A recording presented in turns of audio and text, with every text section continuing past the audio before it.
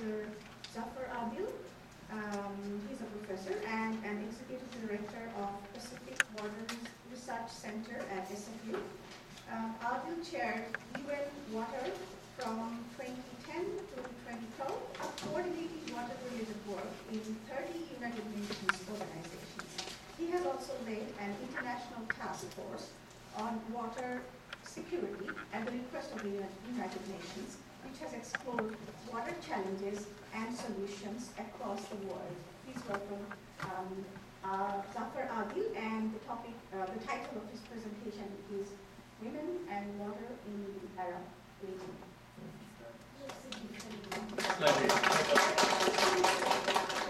I'm really delighted to be here. Thank you, Aviva, for the invitation to be part of this conversation. And before I start, I would also like to acknowledge that we're on unceded Coast Salish territory of the Squamish, Tsleil-Waututh, Métis First Nations. So the topic is to look at water security as basically an entry point to empower women, and we're focused on the Arab region, look at them as an agent of change moving forward. And the presentation I have is based on a symposium that we had organized in Beirut together with some UN partners almost a year ago. And this was looking at the notion of how women and water security can be tied together thematically to look at peace building in the Arab region. And what was interesting about this symposium is that we had about 43 or 44 participants, and I was only one of the 3 men in the room.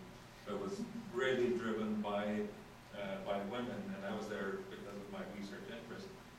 There is a bit of a background to that symposium, and I would like to recognize our team, including Dr. Habiba Zaman and her grad student who were part of the team together with our UN colleagues that prepared the background research paper for that symposium.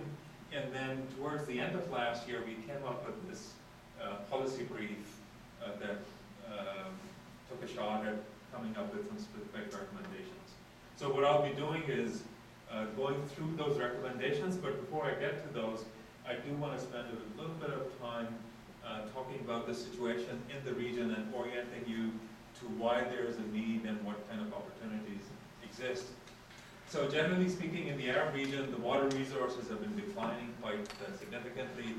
Some of the driest countries are in that region, and as the population increases, climate change-related impacts on water availability are also there.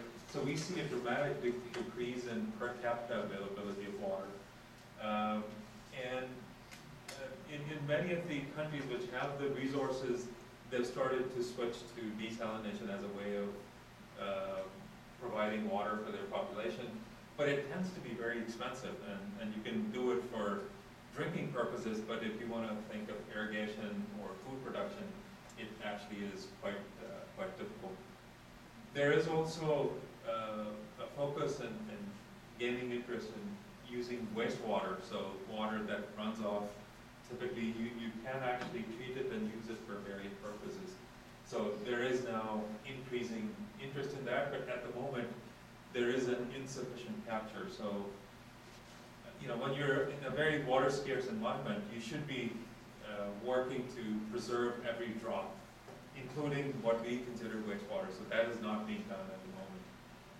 And there is, in countries where there is access to subsurface groundwater resources, they are also depleting very fast, and typically because they're not very visible, policymakers tend to use the approach of just use them up and we'll worry about future afterwards. So not a great situation when it comes to water resources. On top of it, there is now conflicts starting somewhat with the Arab Spring in 2011, but even prior to that, there have been conflicts and sort of movement of people. At the moment, there's almost 14 million people who are considered refugees. And as you can imagine, a vast majority of those come from Syria. And there's also Iraq is the other large contributor to the refugees. What is interesting is that about 60% of the refugees are women. And when you look at refugees coming out of Syria, the number is even higher. It's somewhere between 70 to 75% of the refugees are actually women. So that poses some challenges of its own. And we can talk about, if there's time, on why there is a higher proportion of women in the refugees. There is actually another part of the story, which is internally displaced persons, or IDPs.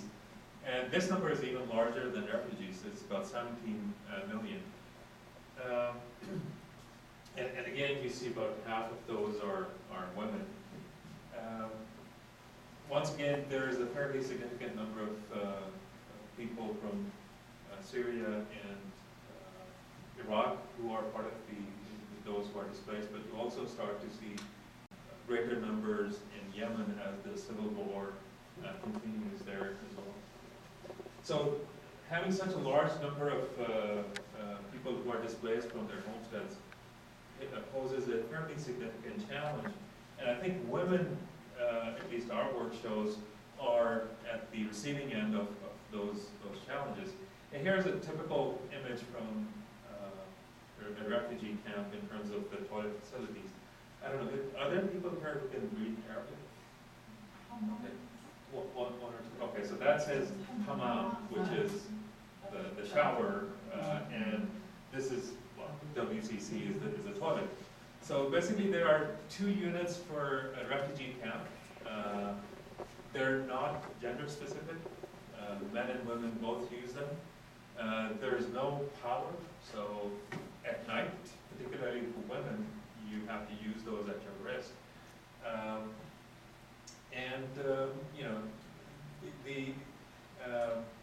in terms of numbers, also there is a great level of stress because you have, I mean, this is a bit of an extreme case, but in other refugee camps, things are improving. But I showed this image just to give you a sense for the kind of day-to-day challenges that they encounter, particularly in relation to access to water resources. So this whole concept of women moving away from their homesteads has a significant impact on their welfare and their well-being and on their health. And in many cases, because men have stayed behind and only women have moved out, they also de facto become you know, the key provider of for the family, so they have to look after the health and well-being.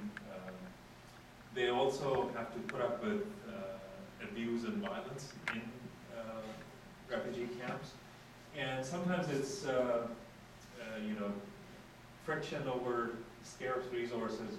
Water is certainly one of them, but also food or medication or other facilities.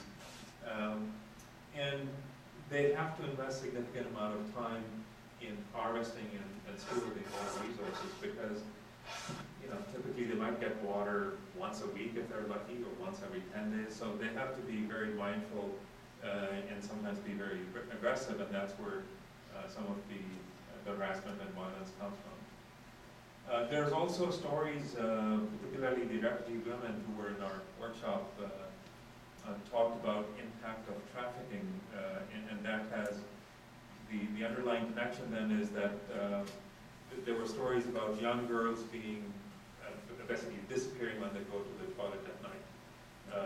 So, you know, and they're trafficked out of the region. So there are those really heartbreaking stories that tie very closely to water and sanitation access. Now, I was pointing to that image is that there is sometimes not a very good differentiated access between men and women. So that's a challenge. And there's also lack of participation and inclusivity in how those facilities are designed. And what we found interestingly is that there's also friction between displaced and resident women in many cases. So I want to share with you a couple of interesting stories. One is a German-funded project in Jordan where they're training women to serve as plumbers. And they had the first batch about a year and a half ago that went out with 25 women, and there's another 100 in the works. So this has an interesting consequence for sort of empowering women to be in a male-dominated profession, and it also allows them to break stereotypes. Similarly, there is some targeted capacity building in Lebanon, and there is focused on informal settlements and training them specifically about becoming leaders in water management. So again, some interesting results there. So the recommendations that came out from that symposium, there was a general sense that there is adversity, there is terrible situation, but that can be used as a way of realignment of gender roles and to empower women to become agents of change. One thing that women kept saying repeatedly, that they are a heterogeneous group, that they're not, you can't just treat with women as just a single block, you have to make that differentiation. And you need to have capacity building that equip women to act as agents of change. We came up with some specific recommendations to create a leadership task force under the Arab League, creating opportunities for women to assume non-traditional roles, and also providing gender sensitivity, particularly for relief workers, whether they're men or women. So we picked up these recommendations, and at the beginning of this year, we were responding to a call from the Canadian government.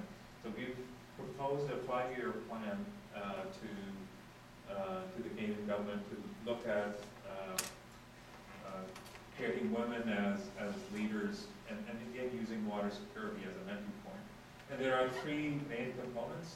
We want to educate them and provide them the skill set and tools. We want to create opportunities for new innovative livelihoods and opportunities. And we are very interested in creating these micro enterprises and how they can be enabled. We are looking 5 years ahead, and we are thinking of how these women can change things when the political situation improves and they're back and they're looking at post-conflict reconstruction. So that's where these points are focused at. And we really want to collaborate with other players in the region. So thank you very much. That's my time.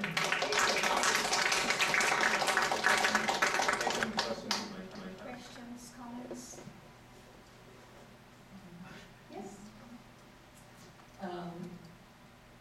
So one of the largest challenges in the Middle East is the corruption at the political level. So how are you able to bypass that, work with that, and get to the women without having to deal with those levels of bureaucratic corruption that just really are a curse in the area? Well, not just in that area, but most of the developing world as well. But yes, you're absolutely right. Corruption is a problem, and actually we do have some recommendations specifically dealing with improved governance and reducing the amount of corruption. But I think at the end of the day, it's not some set of recommendations that's going to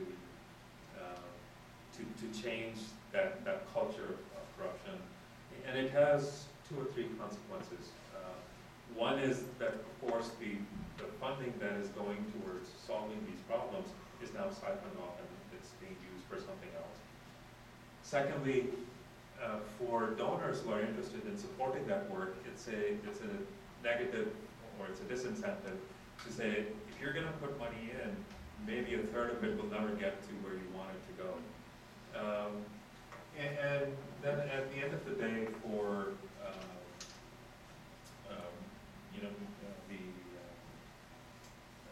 sort of trying to address the water management issues, it also means that the capacity that you need to build is not there, right? So now, coming back to your question, how can we address that? Now, our focus is just on the nexus between women's issues and water security. So within that context, our proposal to Arab League was that you create this high-level task force led by maybe Queen Rania of Jordan, or somebody really prominent who can bring around a group of women leaders who are directing the investment from the Arab League to go into particular directions. So I think at the because there is corruption even at that political level. So by having a specific task force that can direct resources specifically in that direction, we think that that's one way of countering it by having a very targeted mechanism. And what we heard, and there were Arab League representatives were that you can forget about getting more money, but the funding which is already there in their budget, that can be relabeled and put under the lead of such a task force. So it's a few months since we presented the policy brief. Hopefully in the coming months or years they can pick up on this idea of having this task force. Yeah, I just wanted to clarify my family origin is Lebanese, so I have some awareness of the region. I wasn't coming from a sort of a Western. Yeah, no, but I fully agree with you. I know corruption is a serious problem with lots of consequences. Thank you for your presentation. Any thoughts on climate refugees, or climate change refugees in relation to what you're doing? Right, so when I was formerly working for the UN, we did have a fair bit of focus on this notion of climate refugees and also environmental refugees. I guess the starting point is that the UN High Commission on Refugees does not recognize climate refugees as a category. So that is a starting challenge to begin with. Secondly, based on the research that has been done on the topic, when people move and they become refugees, climate change is one of the contributors for sure. But it is never exclusively the only one. So there's a multitude of push factors, whether there's local violence or political persecution that pushes people out, and there's also pull factors, etc. So climate change is one of the push factors for sure. It's there. I think at a political level internationally, I think it still has a bit of a challenge in being recognized to the extent we think it should be. There's also ambiguity in the research literature in terms of both the definition of what climate refugees are and what numbers you can forecast of refugees that might there be. And they're really fantastic range, anywhere from 5 million climate refugees to 50 million over the next 15 or 20 years. So it's an important issue. I have a separate research project looking precisely at that and how the Canadian immigration policy is responding to climate refugees. But that's maybe another topic for another time. So, Sorry, yeah. Yeah. so I have the two relevant questions. The first, from my experience, what is the most difficult to carry out these activities?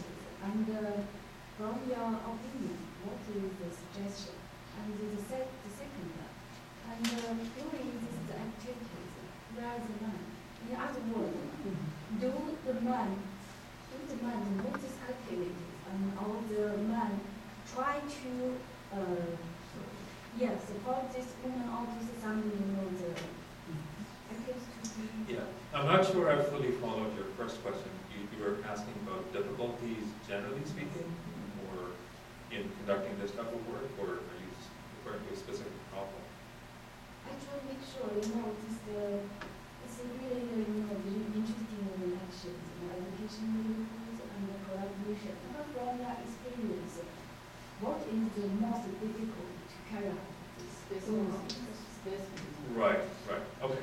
So I think there is a couple of I think larger challenges. I think the first one, and we've already heard about that, is the social and cultural barrier.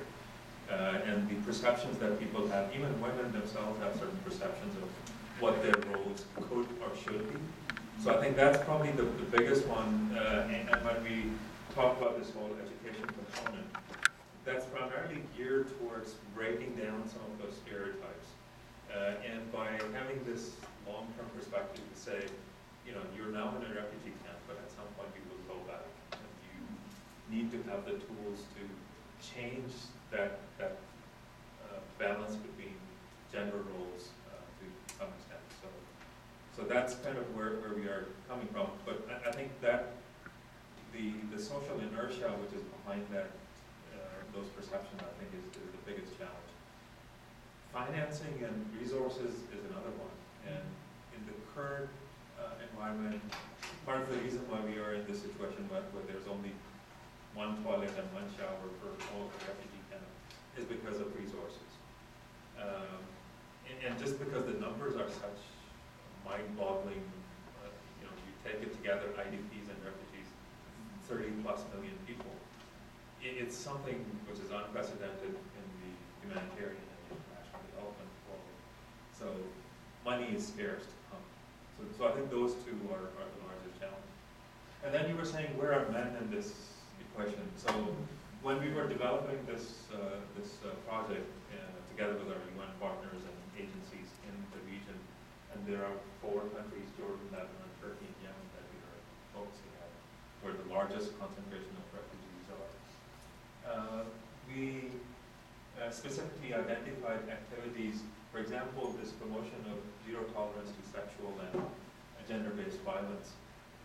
This we recognized has to have almost an equal participation of men. And if you have, for example, focus on relief workers who are working in refugee camps, many times the majority of them are men. So the training and education is specifically targeted to equally address both men and women, so talk about their respective gender roles. Similarly, in the on the post-conflict reconstruction, and also in this last one on creation of leadership roles, there is a recognition that you do need to have men on board to get you to that point and to go over some of these social barriers and the inertia which is there. So there is men's involvement is there, not in everything that we want to do, but there are certain pieces where, particularly on the education side, that we recognize that men have to be on board. Right, but you said that men were not in the refugee camps, and I don't know if that's what prompted the, you said No. mostly women leading. Yes. Yeah. So there is a predominance, like you look at the Syrian refugees, 3/4 of them are women. So yes, men are in a minority, but that doesn't mean that men are not there. And then those who are trying to help, again, they have a mix of both genders. So last question, and then if you kindly briefly answer the question. Sure. Yeah, I had a question relating it at the transnational level, at the RFP and others, and UN. In the dynamics, there is a security dimension to it, water, and then there are push and pull factors, local corruption and everything. So then when you go about asking for funds or anything, as you were mentioning, there is some relabeling or how we make it a valuable proposition for them to be considered. So that how do you go with a water focus or sanitation focus or a gender focus? And in the reception on the other side, which is more like they're agreeable or we give money for this, but not to frame it another way, they won't give it money for this. Yeah, well, I think generally for European donors, Nordic countries, even North American countries, I think there's lots of acceptability and focus on gender issues. And because this project has gone specifically to the Canadian federal government, they have this feminist international assistance policy. And they're saying everything we do has to go through that lens of gender equality. So that means you have to retort, even when you're thinking of water security, it has to then be able to pass through that lens. And I think we've done that successfully. We'll find out in the next couple of months. We'll hear back from that whether they're successful or not. So, it's challenging that you have to somehow incorporate whatever the flavor of the month is with a particular dollar. So that's not an improved way. Okay, thank you. Thank you so much.